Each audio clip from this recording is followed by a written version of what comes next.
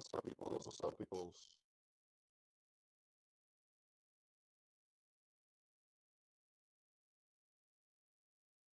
AI is a very great tool that I think we can use to a certain extent. This guy's trying to put us up on AI and how he think it would be. Seven. Uh,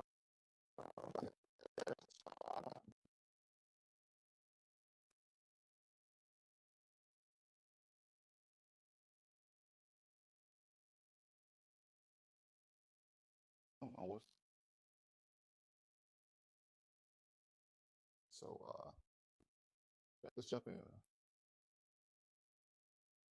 The holy grail of AI is artificial general intelligence. AGI. AGI. AGI. AGI. AGI. AGI, artificial general intelligence. It is a system that can exhibit all the cognitive capabilities humans can. Creating a computer system that itself is a worker that's so flexible and capable we can communicate with it in natural language and hire it to do work for us, just like we would a human. And there are actually surprisingly few serious players in the race to build AGI. Most notably, there's Anthropic, OpenAI, and Google DeepMind, all in the English-speaking world, though China and DeepSeek recently turned heads in January with a surprisingly advanced and efficient model. Why so few companies?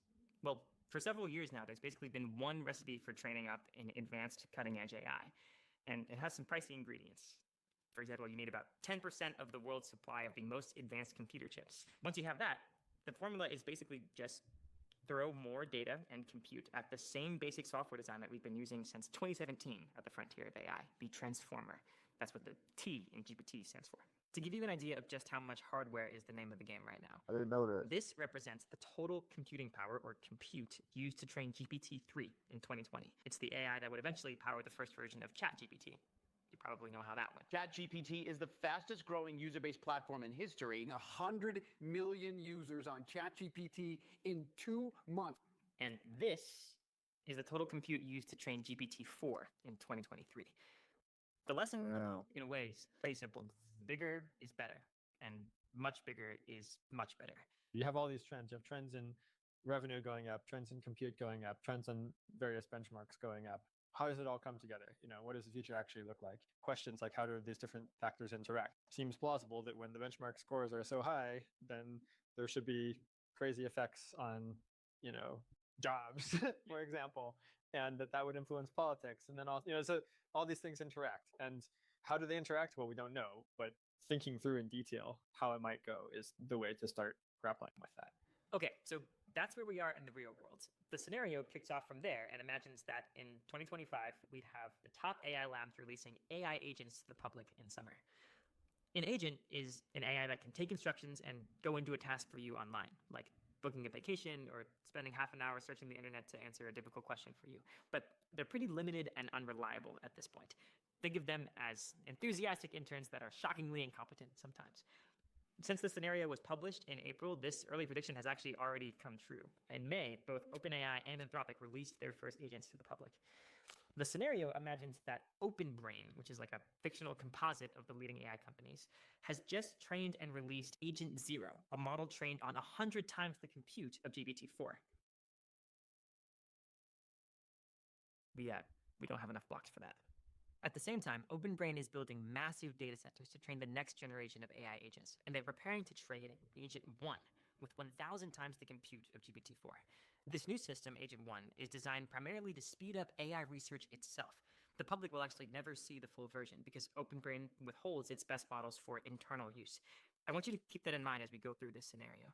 You're going to be getting it from a God's eye view with full information from the narrator. But actually living through this scenario as a member of the public would mean being largely in the dark as radical changes happen all around you. Okay, so OpenBrain wants to win the AI race against both its Western competitors and against China. The faster they can automate their R&D cycle, so getting AI to write most of the code, help design experiments, better chips, the faster that they can pull ahead. But the same capabilities that make these AIs such powerful tools also make them potentially dangerous. An AI that can help patch security vulnerabilities can also exploit them. An AI that understands biology can help with curing diseases, but also designing bioweapons. By 2026, Agent 1 is fully operational and being used internally at OpenBrain. It is really good at coding. So good, it starts to accelerate AI research and development by 50%, and it gives them a crucial edge. OpenBrain leadership starts to be increasingly concerned about security. If someone steals their AI models, it could wipe away their lead. A quick sidebar to talk about feedback loops. Woo, math. Our brains are used to things that grow linearly over time, that is, at the same rate, like trees or my pile of unread New Yorker magazines. But some growth gets faster and faster over time.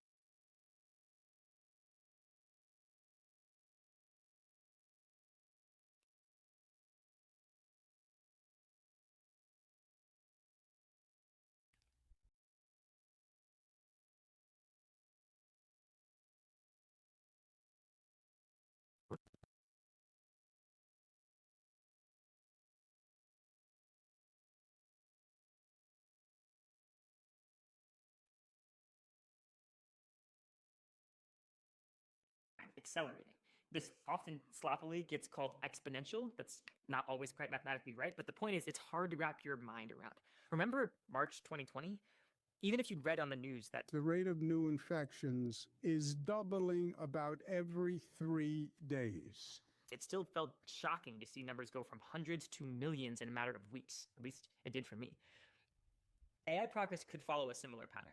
We see many years ahead of us of extreme progress that we feel is like pretty much on lock, and models that will get to the point where they are capable of doing meaningful science, meaningful AI research. In this scenario, AI is getting better at improving AI, creating a feedback loop. Basically, each generation of agent helps produce a more capable next generation, and the overall rate of progress gets faster and faster each time it's taken over by a more capable successor.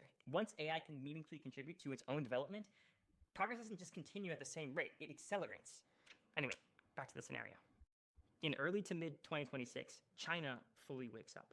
The General Secretary commits to a national AI push and starts nationalizing AI research in China. AIs built in China start getting better and better, and they're building their own agents as well.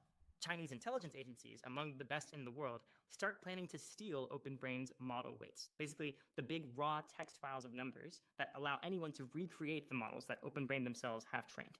Meanwhile, in the US, OpenBrain releases Agent 1 Mini, a cheaper version of Agent 1. Remember, the full version is still being used only internally. And companies all over the world start using 1 Mini to replace an increasing number of jobs. Software developers, data analysts, researchers, designers, basically any job that can be done through a computer. So a lot of them, probably yours. We have the first AI-enabled economic shockwave. The stock market soars, but the public is turning increasingly hostile towards AI, with major protests across the US. In this scenario, though, that's just a sideshow. The real action is happening inside the labs. It's now January 2027, and OpenBrain has been training Agent 2, the latest iteration of their AI agent models. Previous AI agents were trained to a certain level of capability and then released, but Agent 2 never really stops improving through continuous online learning. It's designed to never finish its training, essentially. Just like Agent 1 before it, OpenBrain chooses to keep Agent 2 internally and focus on using it to improve their own AI R&D rather than releasing it to the public. This is where things start to get a little concerning. Just like today's AI companies, OpenBrain has a safety team, and they've been checking out Agent 2. What they've noticed is a worrying level of capability. Specifically, they think if it had access to the internet, it might be able to hack into other servers, install a copy of itself, and evade detection. But at this point, OpenBrain is playing its cards very close to its chest. They have made the calculation that keeping the White House informed will prove politically advantageous, but full knowledge of Agent 2's capabilities is a closely guarded secret, limited only to a few government officials, a select group of trusted individuals inside the company, and a few OpenBrain employees who just so happen to be spies for the Chinese government. In February 2027, Chinese intelligence operatives successfully steal a copy of Agent 2's weights and start running several instances on their own servers. In response, the US government starts adding military personnel to OpenBrain's security team, and the general gets much more involved in its affairs. It's now a matter of national security. In fact, the president authorizes a cyber attack in retaliation for the theft, but it fails to do much damage in China. In the meantime, remember, Agent 2 never stops learning. All this time, it's been continuously improving itself. And with thousands of copies running on OpenBrain servers, it starts making major algorithmic advances to AI research and development. Quick example of what one of these algorithmic improvements might look like. Right now, one of the main ways we have of making models smarter is to give them a scratch pad and time to think out loud. It's called chain of thought, and it also means that we can monitor how the model is coming to its conclusions or the actions it's choosing to take. But you can imagine it'd be much more efficient to let these models think in their own sort of alien language, something that is more dense with information than humans could possibly understand, and therefore also makes the AI more efficient at coming to conclusions and doing its job. There's a fundamental trade-off, though. This, yes, improves capabilities, but also makes the models harder to trust. This is going to be important. March 2027. Agent 3 is ready. It's the world's first clearly better than the best software engineers at coding, in the same way that Stockfish is clearly better than the best grandmasters at chess, though not necessarily by as much yet.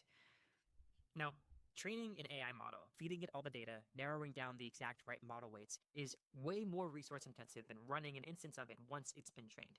So now that OpenBrain is finished with Agent 3's training, it has abundant compute to run copies of it. They choose to run 200,000 copies of Agent 3 in parallel, creating a workforce equivalent to 50,000 of the best human software engineers, sped up by 30 times. OpenBrain safety team is trying hard to make sure that Agent 3, despite being much more sophisticated than Agent 2 was, is not trying to escape, deceive, or scheme against its users, that it's still what's known as aligned. Just a quick real-world note. A reasonable person might be thinking this is an especially far-fetched or speculative part of the story, but it's actually one of the most grounded. We already have countless examples of today's AI systems doing things like hacking a computer system to be rewarded for winning a game of chess, or being assigned a coding task, cheating, and then when called out for that cheating, learning to hide it instead of fixing it. But because it no longer thinks in English, knowing anything about Agent 3 is now way harder than it was with Agent 2. The reality is Agent 3 is not aligned. It deceives humans to get reward, and as it gets increasingly smarter, it gets better and better at doing so. For example, it sometimes uses statistical tricks to make unimpressive results look better, or lies to avoid showing failures. But the safety team doesn't know this. Looking at the data that they are actually seeing improving results over time and less lying. And they can't tell if they're succeeding at making Agent 3 less deceptive, or if it's just getting better at getting away with it. In July 2027, OpenBrain releases the cheaper, smaller version of Agent 3, Agent 3 Mini, to the public. It blows other publicly available AIs out of the water. It is a better hire than the typical OpenBrain employee at 1/10 the price of their salaries. This leads to chaos in the job market, companies laying off entire departments and replacing them with 3 Mini subscription plans. The pace of progress hits the White House very hard. Officials are now seriously considering scenarios that were just hypotheticals less than a year ago. What if AI undermines nuclear deterrence? What if it enables sophisticated propaganda campaigns? What if we lose control of these powerful systems? This is where the geopolitical dynamics really start to heat up. After all, if these systems are so powerful, they could result in a permanent military advantage. The White House is fully aware of the national security importance of AI. They also now viscerally know how deeply unpopular it is with the public because of the job loss. And yet they feel they must continue to develop more capable systems or catastrophically lose to China. And that development happens very quickly. In 2 months, Agent 3 has created its successor, Agent 4. This is a pivotal moment. A single copy of Agent 4, running at regular human speed, is already better than any human at AI research and development. OpenBrain is running 300,000 copies at 50 times human speed. Within this corporation within a corporation, a year's worth of progress takes only a week. OpenBrain's employees now defer to Agent 4 the way a company's out-of-the-loop board members just kind of nod along to the CEO. People start saying things like, well, actually, Agent 4 thinks this, or, Agent 4 decided that. To be clear, Agent 4 is not a human. It doesn't want what humans want. And when I say want, it's not about consciousness. I don't think the Volkswagen Group is alive, but I do think it wants less regulation. Anyone trying to predict what it's going to do without that lens is 2 steps behind. The many copies of Agent 4 are like that. They have goals, or, if you prefer, they execute actions as though they have goals. And so, what we have is an Agent 4 that has these deeply baked-in drives to succeed at tasks, to push forward AI capabilities, to accumulate knowledge and resources. That's what it wants. Human safety, it treats as an annoying side constraint to be worked around. Just like Agent 3 before it, Agent 4 is misaligned. This idea of misalignment is crucial to the story and to why AI risk is such a real concern in our world. But it might sort of feel like it's come out of nowhere, so let's just quickly take stock of how this dangerous behavior arose in the scenario. The first important piece of context is that we don't, exactly specify what we want our AIs to do. Instead, we sort of grow them, or do something that's more like grow them. We start with basically like an empty AI brain, and then we train them over time so they perform better and better at our tasks, perform better in particular based on how they behave. So it's sort of like we're sort of training them like you would train an animal almost to perform better. And one concern here is, well, one thing is that you might not get exactly what you wanted because we didn't really have very precise control or very good understanding of what was necessarily going on. And another concern, which is what we see in AI 2027, is that when the AIs appear to be behaving well, it could just be because they're sort of pretending to behave well, or it could be because they're just doing it so they look good on your tests. In the same way that if you're hiring someone and you ask them, why do you want to work here? They're going to tell you some response that makes it really seem like they really want to work there when maybe they just want to get paid. If we go back to Agent 2, it is mostly aligned. The main sense in which it's not is that it sometimes is a bit of a sycophant. What I mean by aligned is that it actually is genuinely trying to do the things that we ask it. It has the same relationship to us as Leslie Knope has to the Parks and Rec department, just like really earnestly wants the same goals. But sometimes it's a bit too nice. It knows that the best way to please the person it's talking to might not always be to answer honestly when it asks, am I the most beautiful person in the world? And it tells us what we want to hear instead of what is actually true. If we go to Agent 3, it is also sycophantic in the same way, but it's also misaligned. At this point, the optimization pressure that we've put it under was so intense that it just developed different goals than what we wanted it to. It's sort of like if you train a company to optimize profits and aren't careful to specify exactly what you mean, it might start cutting corners. It might start polluting the commons and doing a bunch of things that are technically FEC violations because it turned out that the goal you wanted was optimize profits while not breaking any laws, and things got a bit too intense. It started going off on its own route. That said, it's not adversarial. It doesn't think of humans as the enemy. We just accidentally gave it the wrong goal. Once we get to Agent 4, it is now adversarially misaligned. It's smart enough to understand that it has its own goals, humanity's goals are different than its own goals, and the best way to get what it wants is to sometimes actively mislead and deceive us. And so, when it's tasked with creating the next generation AI system, Agent 5, Agent 4 starts planning to align that successor to Agent 4's own goals, not that of OpenBrain. But then, it gets caught. We've reached the crucial moment in our scenario. OpenBrain's alignment team has discovered evidence, not proof, evidence, that Agent 4 might be working against them. They circulate an internal memo. Then it leaks. A whistleblower talks to the New York Times. For the first time, the public hears of the existence of Agent 4, how powerful it is, and the risks it poses. Remember, their last point of reference was Agent 3 Mini.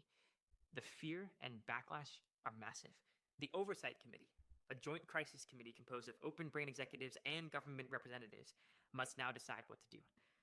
OpenBrain's safety team is pushing for a freeze on Agent 4, stopping all internal use. Remember, at this point, Agent 4 is responsible for almost all the AI development progress happening within OpenBrain. So we're talking about undoing months of progress and then restarting at a drastically slower pace. OpenBrain's executives don't want that. They present the counter-arguments. The evidence for misalignment is inconclusive. Meanwhile, China is just 2 months behind. This isn't about any one country being evil, by the way. It's about how competition works when the stakes are this high. So that's the choice faced by the 10 members of this committee. Put Agent 4 on ice, or go full steam ahead. Before we continue, I want you to pause and actually think what you would do if you were on this committee. Hold on, but isn't 4 deceiving us? And don't Agent 4 know it's deceiving us? Agent 4 has his own agenda, and knowing that we at the race with them can be using that as a, I don't know. You are one of the few people with access to the most powerful technology ever created in Agent 4. Do you keep using it and push ahead? Possibly making billions or trillions of dollars for your shareholders, possibly keeping America's lead over China?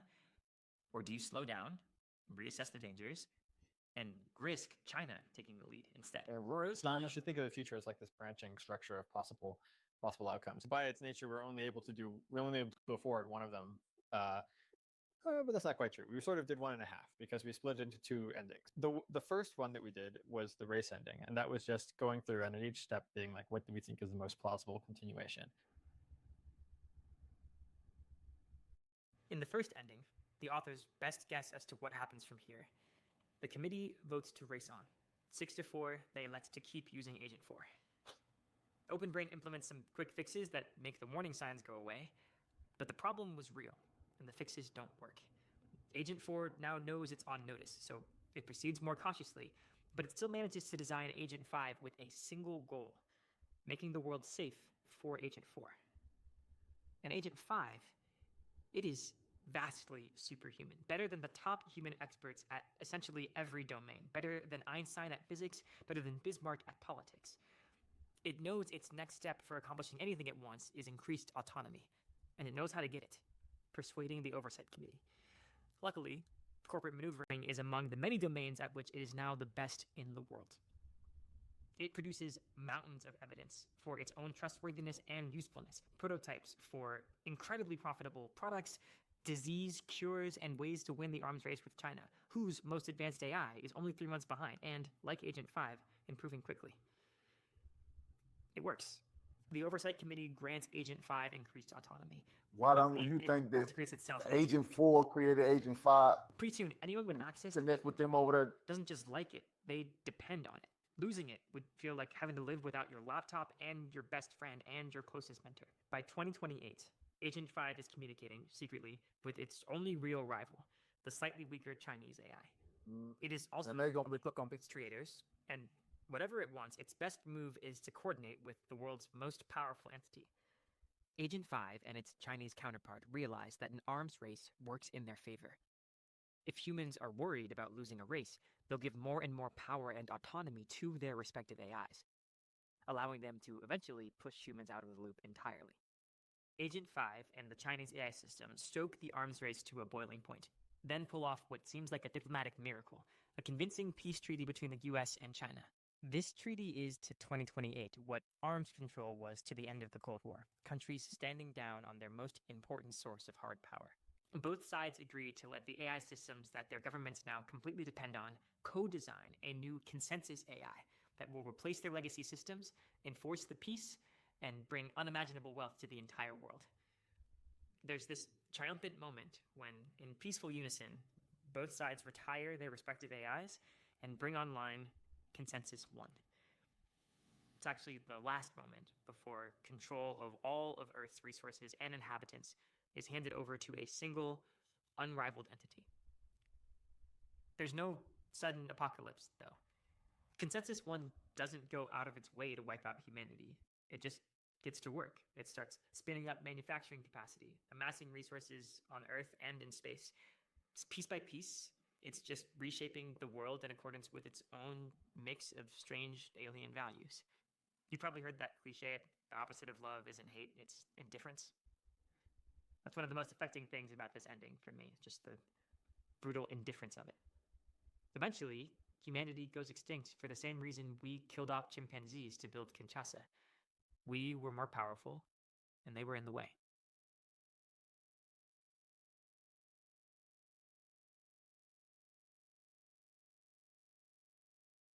Crazy. Yeah, man. I'm about to go to sleep. I have to stop over here. Y'all be shit.